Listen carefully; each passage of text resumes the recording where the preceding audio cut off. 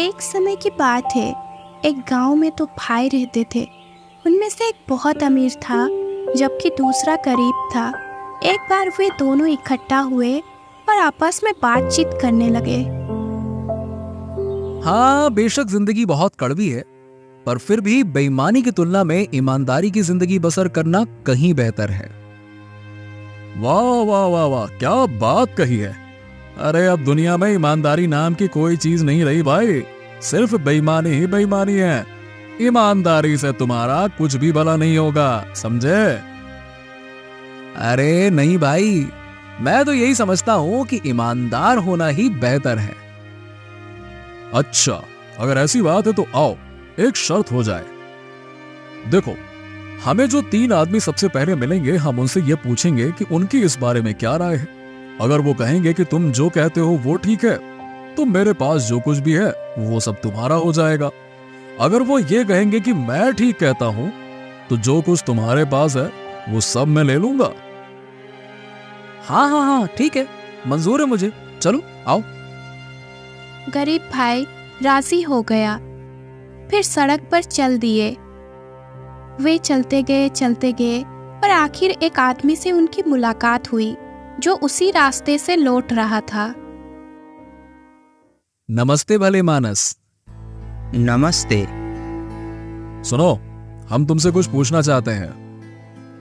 हाँ ठीक है, पूछो, क्या पूछना चाहते हो? अब तुम मुझे ये बताओ कि तुम्हारे हिसाब से दुनिया में ईमानदारी की जिंदगी बिताना बेहतर है या बेईमानी की? अरे भले लोगों, आज की दुनिया में ईमानदारी यही कहा। अब तुम मुझे ही ले लो।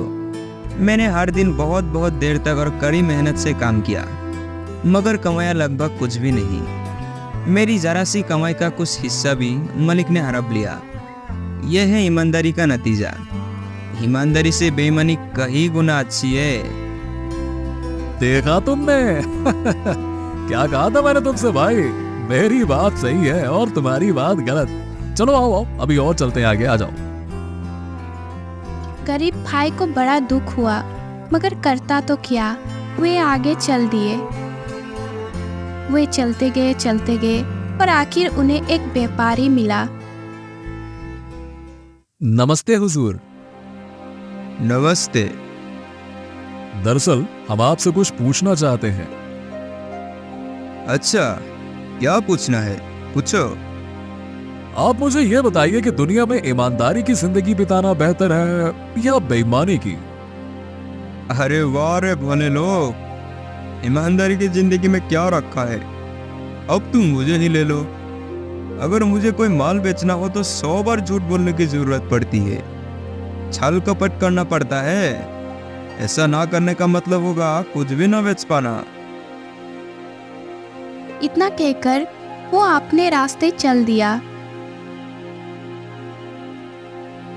दूसरी बार भी मेरी बात सही निकली चलो आओ आओ, एक और हो जाए, आखिरी वाला। गरीब भाई का दिल और भी बैठ गया, मगर वो करता भी तो क्या, और वे आगे चल दिए। वे चलते गए और आखिर एक जमींदार से उनकी मुलाकात हुई। नमस्ते श्रीमान जी। नमस्ते। दरअसल हम आपसे कुछ पूछना चाहते हैं। अच्छा, क्या बात है, पूछो। आपकी राय में दुनिया में ईमानदारी की जिंदगी बिताना बेहतर है या बेईमानी की? अरे वाह रे भले मानसों, आज के दुनिया में ईमानदारी है ही कहाँ। अगर मैं ईमानदारी की जिंदगी बिताता तो मेरी ये ठाट बाट होती क्या, ईमानदारी अपनी बात पूरी किए बिना ही जमींदार ने अपना घोड़ा आगे बढ़ा दिया। हाँ तो मेरे भाई, अब तो तुम्हें समझ में आ गया होगा। चलो अब घर चलते हैं। जो कुछ भी तुम्हारे पास है अब वो तुम मेरे हवाले कर दो चलो। गरीब भाई अपने घर की ओर चला जा रहा था। मन ही मन बहुत दुखी होता हुआ। उसकी जो थोड़ी सी जमा पूंजी थी वो अमीर भाई ने ले ली और केवल झोपड़ी उसके पास रहने दी। अच्छा ठीक है, तुम फिलहाल यहाँ रह सकते हो, अभी मुझे इसकी जरूरत नहीं है। मगर जल्द ही तुम्हें अपने रहने के लिए कोई दूसरी जगह तलाश करनी होगी, समझे?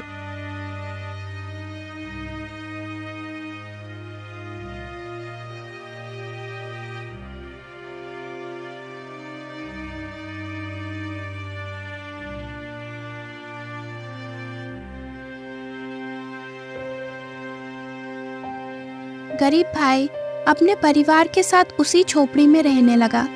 उनके पास खाने के लिए रोटी का एक टुकड़ा तक नहीं था। वो कहीं जाकर कुछ काम भी नहीं कर सकता था क्योंकि उस साल फसल ही नहीं हुई थी। गरीब भाई ने अपने आप को वश में किया, मगर बच्चे भूख से रोने चिल्लाने लगे।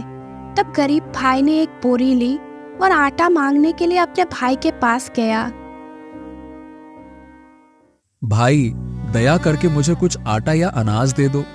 घर में खाने के लिए कुछ भी नहीं है और बच्चों का भूख के मारे बुरा हाल है। देखो, मैं तुम्हें आटा तो दे सकता हूं, पर इसके लिए तुम्हें अपनी एक आंख निकलवानी होगी। गरीब भाई ने कुछ देर सोच विचार किया, मगर इसके सिवा चारा ही क्या था। ठीक है, मुझे मंजूर है, निकाल लो मेरी आंख। भगवान तुम्हारा भला करे। भगवान के लिए मुझे कुछ आटा अवश्य दे दो। अब अमीर भाई ने गरीब भाई की एक आंख निकाल ली और उसे सड़ा हुआ कुछ आटा दे दिया। गरीब भाई आटा लेकर घर लौटा। उसकी पत्नी के जैसे ही अपने पति पर नजर पड़ी, वैसे ही वो कलेजा थाम कर रह गई। ये तुम्हें क्या हुआ है? तुम्हारी एक आंख कहाँ गई? भाई ने निकाल ली। गरीब भाई ने अपनी पत्नी को सारा किस्सा कह सुनाया। फिर रोए धोए चीखे चिल्लाए, मगर फिर उसी आटे से पेट की आग बुझाने लगे।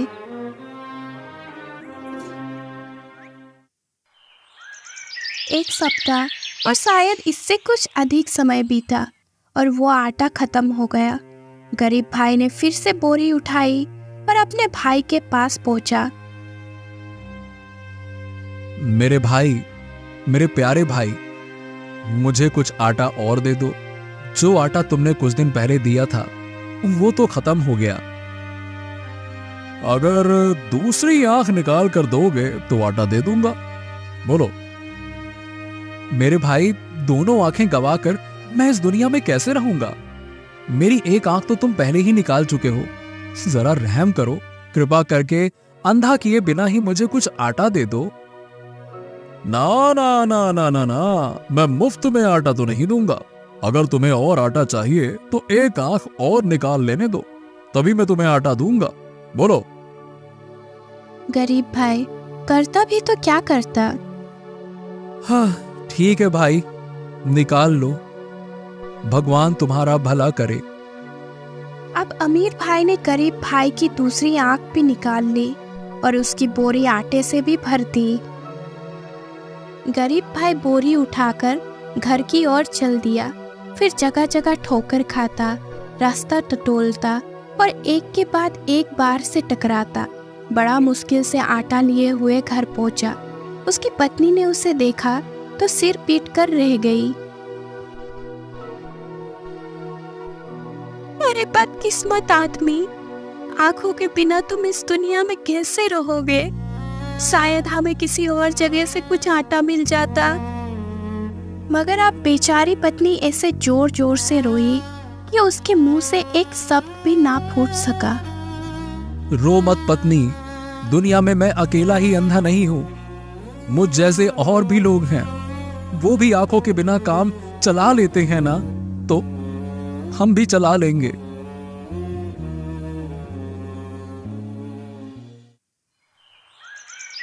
मगर एक बोरी आटा तो परिवार के लिए बहुत नहीं होता।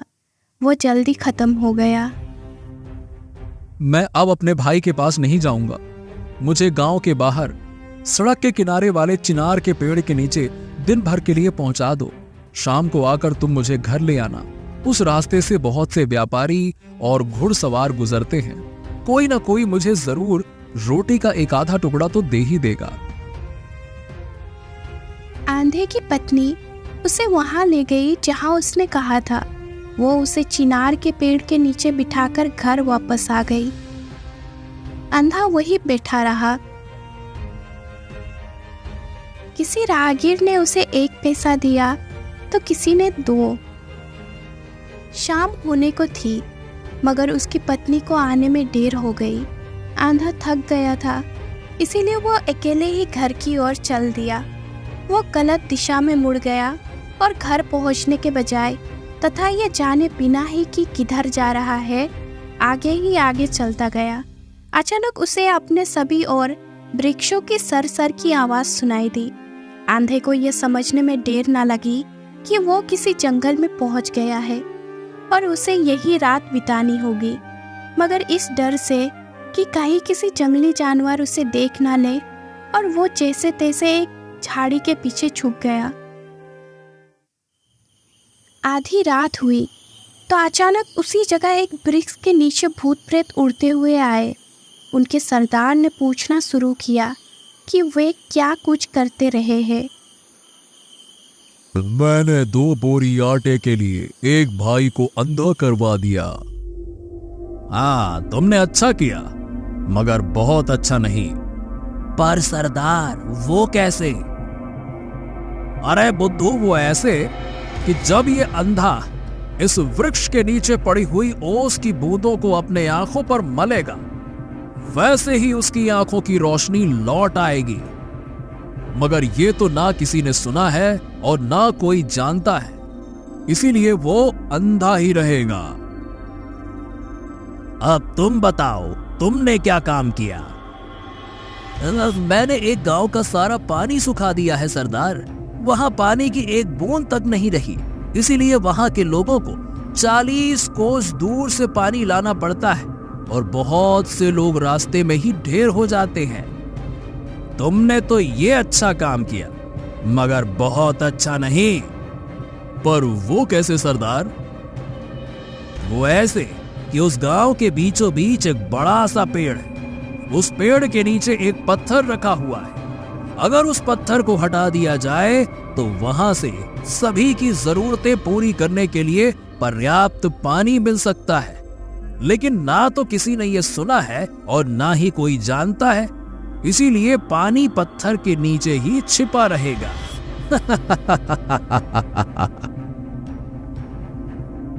और अब तुम बताओ कि तुमने क्या किया?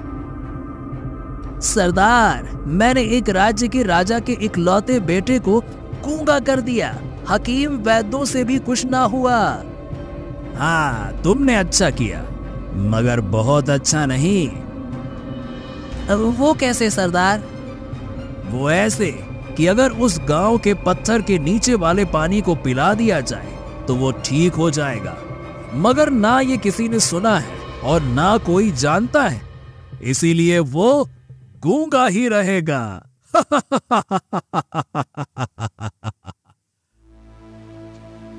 झाड़ी के पीछे बैठा हुआ अंधा सारी बातें सुन रहा था। जैसे ही भूत प्रेत वहां से उड़ चले, वैसे ही वह वृक्ष के नीचे गया और उसने अपने आंखों पर ओस मली। तुरंत ही उसे नजर आने लगा। तब उसने सोचा, अच्छा, अब चलकर लोगों की मदद करता हूं। उसने सुबह होने का इंतजार किया और सुबह होते ही वहां से चल दिया। वो उस गांव के पास पहुंचा जहां पानी नहीं था। उसने देखा कि एक बुढ़िया एक मटका लेकर जा रही थी। उसने बुढ़िया को नमस्कार किया और कहा, दादी, मुझे जरा पानी पिला दो। अरे बेटा, ये पानी में लगभग 40 कोस से ला रही हूँ। आधा तो रास्ते में ही गिर गया। फिर मेरा तो परिवार भी बहुत बड़ा है। पानी के बिना उनका बुरा हाल हो जाएगा। दादी, आपके गांव में मेरे पहुंचते ही सबके लिए काफी पानी हो जाएगा। बुढ़िया ने उसे पानी पिलाया। अब उसकी खुशी का कोई ठिकाना ना रहा। वह जल्दी जल्दी गांव पहुंची और उसने लोगों से इस आदमी की चर्चा की। किसी को विश्वास हुआ और किसी को नहीं। दयालु और भले आदमी, हमें जालिम मौत के पंजे से छुटकारा दिलाओ। ठीक है, अब चिंता की कोई जरूरत नहीं, पर तुम लोग मेरी मदद करो। मुझे अपने गांव के बीच वाले बड़े पेड़ के नीचे ले चलो, जहां एक बड़ा सा पत्थर है।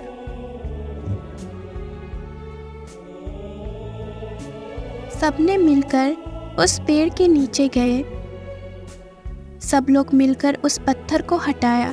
पत्थर हटते ही उधर से पानी निकलना शुरू हो गया। सब लोग खुश हुए। आपका बहुत बहुत धन्यवाद। आज आप हमें इतनी बड़ी मुश्किल से बचाई, जिसके लिए हम ना जाने कितने दिनों से परेशान थे। अब आप लोगों को चिंता की कोई आवश्यकता नहीं है। अभी कुछ ही समय में ये पानी तालाब, नदी और नालों को भी भर देगा। फिर उसने अपने पास रखे लोटे में थोड़ा जल भरा और लोगों को उस राज्य का रास्ता पूछकर वहां से चला गया। आखिर वो उस राज्य में पहुंच गया जिसका राजा का बेटा गूंगा हो गया था। मैंने सुना है कि आपके राजा का बेटा सख्त बीमार है। शायद मैं उसका इलाज कर सकता हूँ। अरे तुम क्या इलाज करोगे उसका? यहाँ बड़े बड़े हकीमों वैद्यों के किए भी कुछ ना हुआ, तुम भला क्या करोगे? अरे भाई, फिर भी आप लोग एक बार राजा को खबर तो कर दो। वे राजा को खबर नहीं देना चाहते थे, मगर ये व्यक्ति जिद करता गया। आखिर कोई चारा ना देखकर वे मान गए।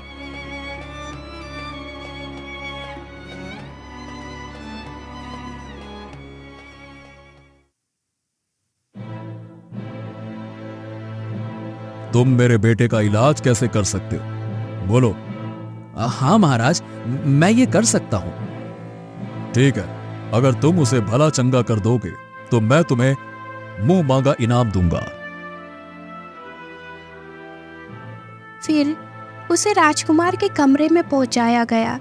उसने वो पानी राजकुमार को पिलाया जो उसने अपने साथ लाया था। पानी पीते ही राजकुमार बोलने लग गया। वाह वाह वाह वाह, बहुत बढ़िया, अति उत्तम। मैं बहुत प्रसन्न हूँ तुमसे। राजा ने उसे इतना दौलत दी कि उसे घर ले जाने के लिए घोड़ा गाड़ियों की जरूरत पड़ी। इधर घर में पत्नी उसका पति के बारे में ही सोचते सोचते रोए जा रही थी। उन्हें लग रहा था कि अब वो इस दुनिया में नहीं रहा। अचानक से जब पति ने आवाज लगाई, वो झोपड़ी से बाहर निकली। तुम्हारी नजर लौट आई। हे भगवान, तुम्हारा भला हो। पर आप बताइए कि यह सब कैसे हुआ? हाँ, जरा ठहरें। पहले धन दौलत अंदर तो ले आए, फिर आराम से सब बात बताते हैं। फिर दोनों धन को घर के अंदर ले आए और अपने पत्नी को सारा बात कह सुनाया। अमीर भाई की दौलत अब इसके मुकाबले में थी ही क्या। अब गरीब भाई बहुत अमीर होकर खूब मजे की जिंदगी बिताने लगे। अमीर भाई को भी इसके बारे में खबर मिली तो भागता हुआ वो अपने गरीब भाई के पास पहुंचा। भाई, ये सब कैसे हुआ? तुम्हारी नजर लौट आई और तुम ऐसे धनी भी हो गए, ये कैसे हुआ? इस भाई ने कुछ भी नहीं छुपाया और सारा किस्सा कह सुनाया। अमीर भाई भी अब और अधिक अमीर होना चाहता था। जैसे ही रात हुई वैसे ही वो भागता हुआ चुपके चुपके उस जंगल में जा पहुंचा और उसी झाड़ी के पीछे छुपकर बैठा रहा। अचानक आधी रात को सभी भूत प्रेत और उनका सरदार उड़ते हुए इसी वृक्ष के नीचे इकट्ठा हुए। ये क्या किस्सा है? ना तो कभी किसी ने इनके बारे में सुना था और ना ही कोई जानता था, और फिर भी अंधा भाई आंखों वाला हो गया। पत्थर के नीचे से पानी बह निकला और राजकुमार भला चंगा हो गया। कहीं किसी ने चोरी चोरी हमारी बातें तो नहीं सुनी? आओ ढूंढे उसे। वे तलाश करने लगे। उस वृक्ष के पास वाली झाड़ी में देखा तो वहां अमीर भाई को बैठा पाया।